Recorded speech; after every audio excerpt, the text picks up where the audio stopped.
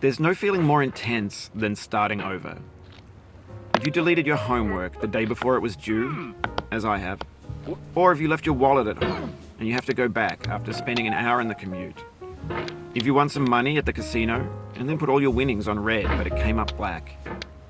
If you got your best shirt dry cleaned before a wedding and then immediately dropped food on it. If you won an argument with a friend and then later discovered that they just returned to their original view. Starting over is harder than starting up. If you're not ready for that, like if you've already had a bad day, then what you're about to go through might be too much. Feel free to go away and come back. I'll be here. Alright, thanks for coming with me on this trip. I'll understand if you have to take a break at any point. Just find a safe place to stop and quit the game. And don't worry, I'll save your progress, always, even your mistakes. This game is a homage to a free game that came out in 2002 titled Sexy Hiking. The author of that game was Jazzuo, a mysterious Czech designer who was known at the time as the father of B games. And B games are rough assemblages of found objects. Designers slap them together very quickly and freely, and they're often too rough and unfriendly to gain much of a following. They're built more for the joy of building them than as polished products. In a certain way, Sexy Hiking is the perfect embodiment of a B game. It's built almost entirely out of found and recycled parts, and it's one of the most unusual and unfriendly games of its time. In it, your task is simply to drag yourself up a mountain with a hammer. And that act of climbing, in the digital world or in real life, has certain essential properties that give the game its flavor. No amount of forward progress is guaranteed. Some cliffs are too sheer or too slippery. And the player is constantly, unremittingly in danger of falling and losing everything.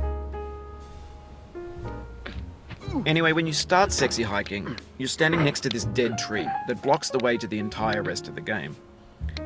It might take you an hour to get over that tree, and a lot of people never got past it. You prod and you poke at it, exploring the limits of your reach and your strength, trying to find a way up and over. And there's a sense of truth in that lack of compromise.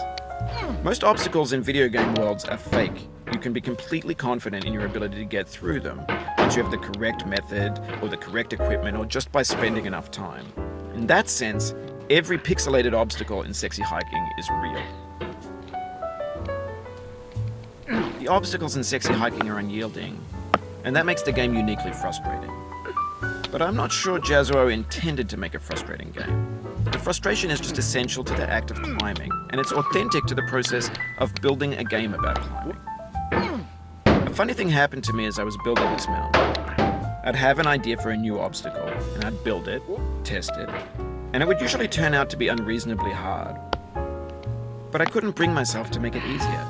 It already felt like my inability to get past the new obstacle was my fault, as a player rather than as a builder. Imaginary mountains build themselves from our efforts to climb them, and it's our repeated attempts to reach the summit that turns those mountains into something real. When you're building a video game world, you're building with ideas. And that can be like working with quickset cement. You mold your ideas into a certain shape that can be played with. And in the process of playing with them, they begin to harden and set until they're immutable, like rock. And at that point, you can't change the world. Not without breaking it into pieces and starting fresh with new ideas.